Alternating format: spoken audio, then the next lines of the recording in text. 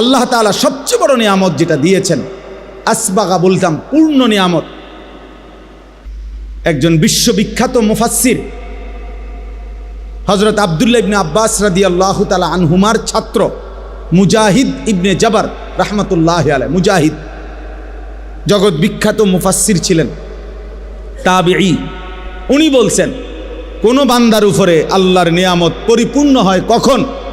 যখন ওই বান্দা ঈমানের দৌলত লা ইলাহা ইল্লাল্লাহের নিয়ামত যখন পায়, তো তখনই বলা হয় যে আল্লাহ তাআলা তার উপরে নিয়ামত পূর্ণ করেছেন।